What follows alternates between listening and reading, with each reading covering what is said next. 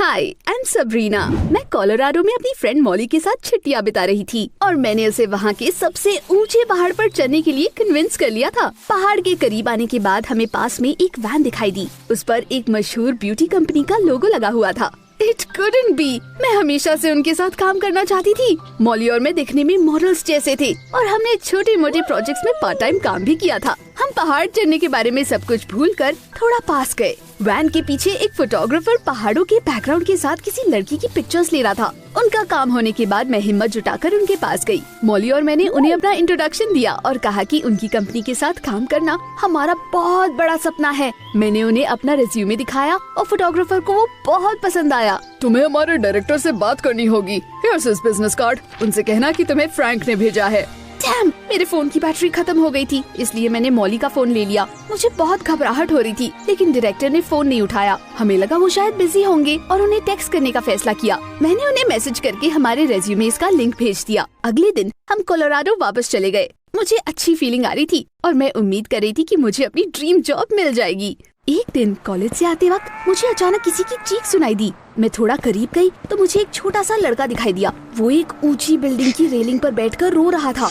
नीचे भीड़ जमा हो गई थी। किसी ने पुलिस और फायर फाइटर्स को कॉल कर दिया, लेकिन उनके आने में अभी टाइम था, इसीलिए मैंने खुद उसे बचाने का फैसला किया। I drop my bag and climbed up the fire escape. मुझे हाइट से डर नहीं लगता था। आफ्टर ऑल क्लाइंबिंग मेरी हॉबी थी। मुझे देखकर भीड़ में जमा लोग दंग रह गए और मेरा हौसला बढ़ाने लगे। मैं ऊपर चढ़कर लड़के के पास गई, बहुत ध्यान से उसकी रेलिंग से नीचे उतरने में मदद की, फिर खींचकर सीढ़ियों के पास उसे ले आई और पूछा कि आखिर वो वहाँ पर कर क्या रहा था। उसने कहा कि वो बालकनी पर बैठा हुआ था और तभी अचानक दरवाजा बंद हो गया। उसने अपने पड़ोसियों के पास जाने की कोशिश की थी, लेकिन डर के मारे बीच में ही रुक गया। हाँ, हमें नीचे जाना होगा, मुझे पकड़ कर रखना, ओके, एंड डोंट वरी। वो लड़का रो रहा था, लेकिन मैंने किसी तरह उसे शांत किया।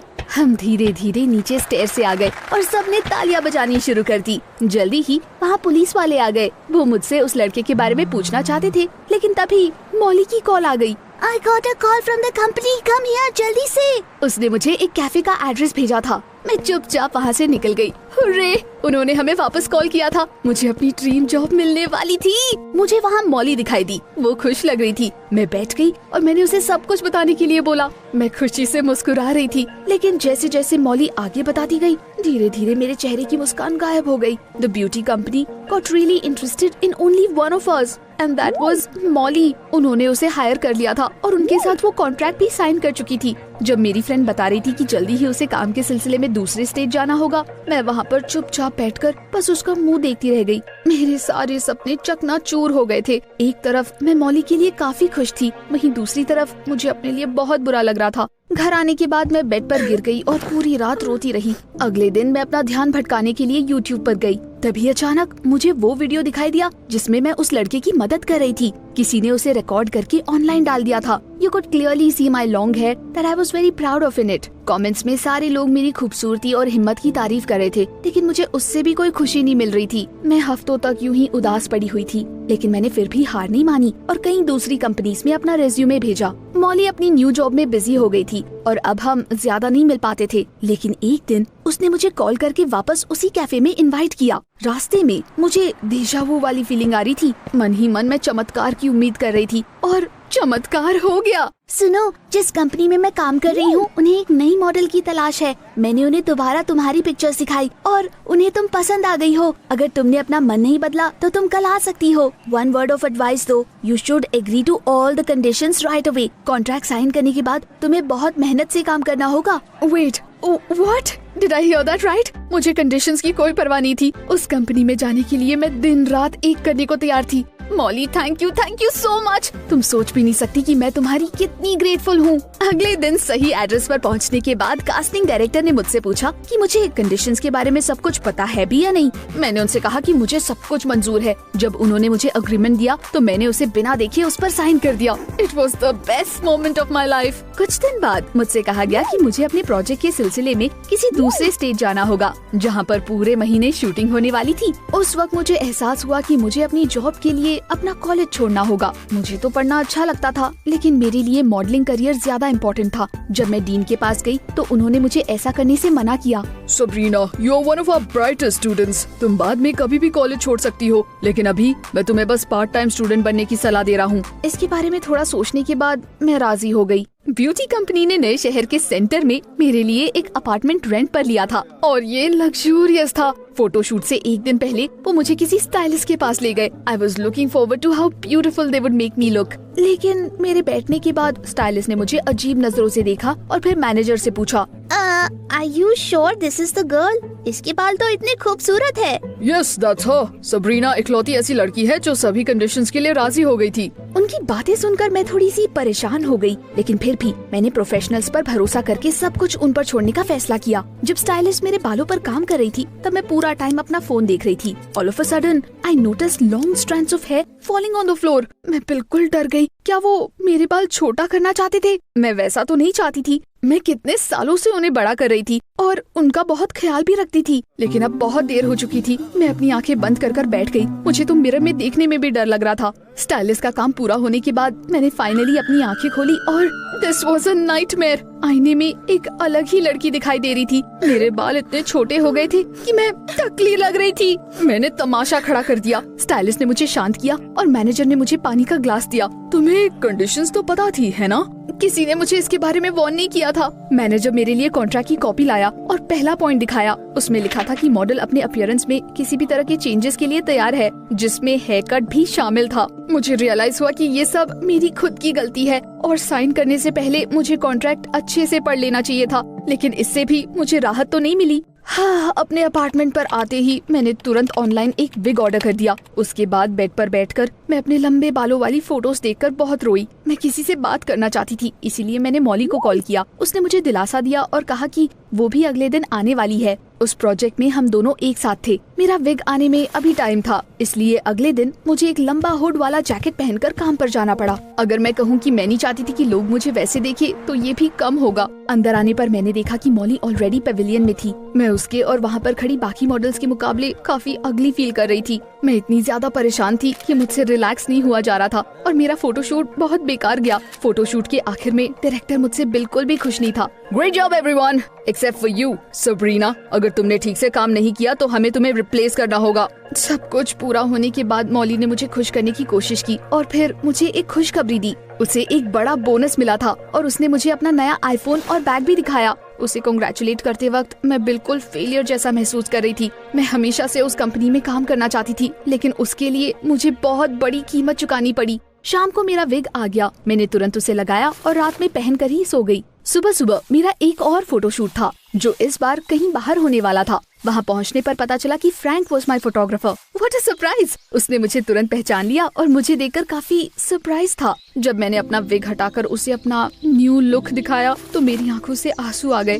फ्रैंक मुझे घूरता रह गया और हैरानी से उसका मुंह खुला का खुला रह गया। मेरे सर पर अचानक खुजली शुरू हो गई। जैसे ही मैंने मिरर में देखा तो मुझे समझ आ गया कि मेरे सर की स्किन लाल हो गई है। शायद उस विग की वजह से मुझे कोई एलर्जिक रिएक्शन हो गया था। मैं इतनी ज्यादा डर गई थी कि मेरे लिए खुद को संभालना बहुत मुश्किल हो रहा था। मैं वहाँ से भाग गई और एक बेंच पर बैठकर रोने लगी। I had practically dropped out of college and moved to another city all for nothing. मैं बदसूरत थी अब। अचानक किसी ने मेरे कंधे पर हाथ रखा। मैंने मुड़कर देखा तो वहाँ पर फ्रैंक था। वो मेरे बगल में आकर बैठ गया। बाल ना होने से तुम्हारी दुनिया खत्म नहीं हो गई, बल्कि अब तुम दूसरी मॉडल से बिल्कुल अलग लगती हो। तुम्हारे फेशियल फीचर्स और हेड शेप बिल्कुल परफेक्ट है। तुम्हारे जैसा हेयर कट और किसी पर भी अच्छा नहीं लगेगा, लेकिन तुम अभी भी खूबसूरत लग रही हो। उसने इंटरनेट पर सर्च करके मुझे दूसरी मॉडल्स के एग्जाम्पल्स दिखाए, जिन्होंने फोटोशूट्स के लिए अपने बाल शेव कर दिए थे। फ्रैंक ने मुझे भरोसा दिलाया कि ये बहुत ब्रेव और प्रोफेशनल चीज है। जो मॉडल्स कोई भी लुक ट्राई करने के लिए तैयार हो जाती है, उनकी डिमांड हमेशा बनी रहती है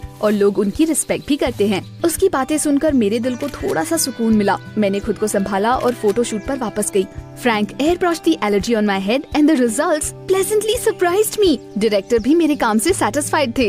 मैंने पार्ट टाइम पढ़ाई जारी रखी। डीन ने सही कहा था, कॉलेज मेरा सेफ्टी नेट था और मुझे उसे छोड़ने की कोशिश नहीं करनी चाहिए थी। एक दिन फोटोशूट के दौरान डायरेक्टर पेविलियन में आए। फ्रैंक ने उन्हें मेरी सबसे अच्छी वाली फोटोज दिखाई। See, I did recommend a cool model after all. मैंने कोलोराडो में ही इसे देख लिया था कि वो कितनी टैलेंटेड है। डायरेक्टर को कुछ समझ नहीं आ रहा था। कोलोराडो? तुमने तो उसे रेकमेंड नहीं किया। वो समझने की कोशिश करने लगा कि वहाँ पर क्या हुआ होगा और फिर पता चला कि डायरेक्टर को कभी मेरा रिज्यूमे मिला ही नहीं। How could it be? After all मैंने खुद उसे मॉली के फोन से भेजा था। शायद कोई गलती हो गई थी। जब मैंने मॉली का जिक्र किया तब फ्रैंक ने मुझे कुछ और भी बताया। असल में उनकी ब्यूटी कंपनी बहुत टाइम से एक ऐसी मॉडल की तलाश में थे जो अपने बाल कटवाने के लिए राजी हो जाए, लेकिन उन्हें कोई मिल ही नहीं रही थी। उन्होंने अपने एम्प्लॉइज से वादा किया था कि जो भी ऐसी मॉडल को ढूंढ कर लाएगा उसे कंपनी की तरफ से एक बड़ा सा बोनस मिलेगा। I was shocked. क्या मॉली ने मुझे फंसाया था? उसे पता था कि वो लोग मेरे बाल काट देंगे, फिर भी उसने जानबूझकर मुझे इसके बारे में कुछ नहीं बताया। ऊपर से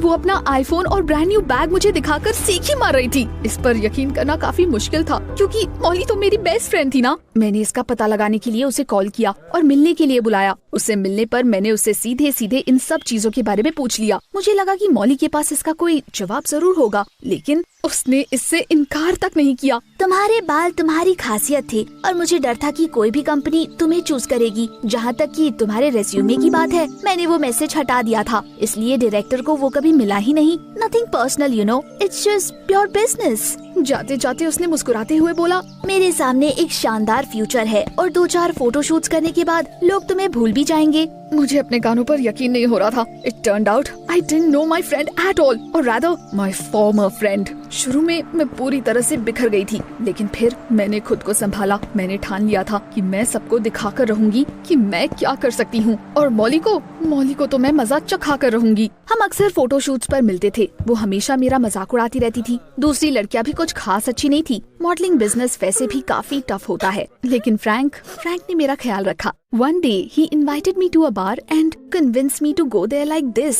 उससे पहले मैं हर जगह अपना दूसरा विग लगाकर जाती थी, जिसे मैंने ऑनलाइन ऑर्डर किया था। मुझे बहुत डर लग रहा था कि पता नहीं लोग कैसे रिएक्ट करेंगे, लेकिन फ्रैंक के फ्रेंड्स ने मेरी बहुत तारीफ की। उसके बाद मैं और ज्यादा कॉन्फिडेंट हो गई। एक दिन डायरेक्टर ने अनाउंस किया कि एक बहुत बड़ी ब्रांड का फोटो शूट होने वाला है। उसके रिप्रेजेंटेटिव मिस्टर क्लार्क खुद मॉडल्स की कास्टिंग अटेंड करने वाले थे, और पता है वो कास्टिंग कहाँ होने वाली थी? मेरे होम टाउन में। मिस्टर क्लार्क भी वहीं पर रहते थे। सारी मॉडल्स बहुत एक्साइटेड थी। सब चाहती थी कि उन्हें ही चुना जाए। Starring in a photoshoot for such a big brand was a golden ticket to the world of fashion. Casting के दौरान सब बहुत नर्वस थे। फ्रैंक सारी मॉडल्स के पिक्चर्स ले रहा था, जबकि मिस्टर क्लार्क सबको बहुत ध्यान से देख रहे थे, लेकिन वो बहुत पिकी निकले। ऐसा लग रहा था कि उन्हें कोई भी पसंद नहीं आया। मॉली ने उनका ध्यान खींचने के लिए सब कुछ किया। She posed like she had posed never before, smiled and even winked at Mister Clark, लेकिन फिर भी वो तो इम्प्रेस ही नहीं हुए। ये वो मॉडल नहीं है जिसकी हमें तलाश है। नेक्स्ट।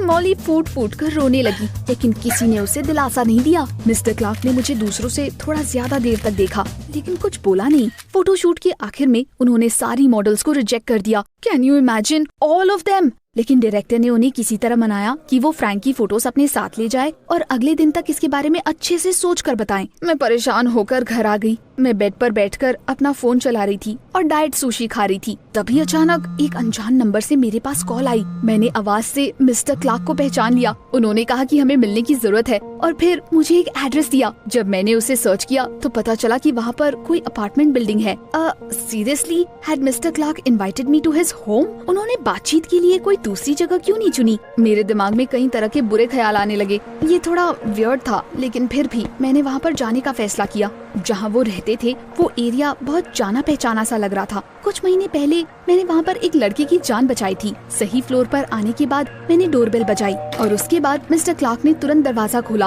वो उतने गुस्से में और चिढ़े हुए नहीं लग रहे थे जितना कि वो फोटोशूट वाले दिन लग रहे थे। उन्होंने मुस्कुराते हुए मुझे अंदर आने को बोला। उनका बिहेवियर मुझे थोड़ा सा अजीब लगा। अचानक वो इतने फ्रेंडली क्यों बन रहे थे? लिविंग रूम में आते ही मैं बिल्कुल फ्रीज हो गई। On the sofa was that boy. उसके सामने टेबल पर मेरी उस दिन की फोटोज पड़ी हुई थी। Sabrina, this is my son, Tom. What? His son? What a coincidence! Mister Clark ने अपना फोन निकालकर मुझे एक वीडियो दिखाया जिसमें मैं एक फायर एस्केप पर चढ़ी हुई थी। क्या ये तुम हो? मैंने हैरानी से हाँ में अपना सर हिला दिया। अचानक टॉम अपनी सीट से उछलकर खड़ा हो गया और दौड़कर मुझे गले लगा लिया। डैड, मैंने आपको बोला था, मैंने पिक्चर्स देखते ही इसे पहचान लिया था। मिस्टर क्लार्क ने अपने बेटे की जान बचाने के लिए थैंक यू के तौर पर मुझे कॉफी और पैसे ऑफर किए। मैंने कॉफी पी ली, लेकिन ऑफ कोर्स पैसे नहीं लिए। अगले दिन डायरेक्टर ने सारी लड़कियों को इकट्ठा करके ब्रांड का डिसीजन अनाउंस कर दिया। मिस्टर क्लार्क ने एक मॉडल चुनी थी और वो मैं थी। Pinch me, was I dreaming? Molly तो जल भुनकर राख हो गई और मेरी खुशी का तो ठिकाना ही नहीं था। Well, at the end mister Clark ने मेरा शुक्रिया अदा करने का रास्ता ढूंढ ही निकाला। टॉम को बचाने वाली स्टोरी ने फ्रैंक को एक ओरिजिनल फोटोशूट करने के लिए इंस्पायर किया। उसने ब्रांड को अपना आइडिया बताया और मैनेजमेंट ने उसे अप्रूव कर दिया। हम फोटोज लेने के लिए ऊंचाई पर चढ़ गए। The results, they were amazing. उसके बाद से मैंने कभी मुड़कर नहीं देखा। मेरे बाल धीरे धीरे वापस पड़ गए और अब मैं अलग अलग लुक्स ट्राई करने से बिल्कुल भी नहीं डरती। मैं बहुत फेमस हो गई हूँ, लेकिन मैंने फिर भी कॉलेज से ड्रॉप आउट नहीं किया। फ्रैंक और मैं अब भी फ्रेंड्स हैं और अक्सर एक साथ काम करते हैं। मॉली को उस ब्यूटी कंपनी से निकाल दिया गया। She turned out to be a mediocre model with a lot of anger issues। जो सबसे इम्पोर्टेंट चीज मुझे पता चली वो ये थी कि इससे कोई फर्क नहीं पड़ता कि आप दिखने में कैसे हैं। ये इम्पोर्टेंट है कि आप अंदर से कैसा फील करते हैं। क्या आपको अपने अपीयरेंस के साथ एक्सपेरिमेंट करना पसंद है? हमें नीचे कमेंट्स में जरूर बताएं।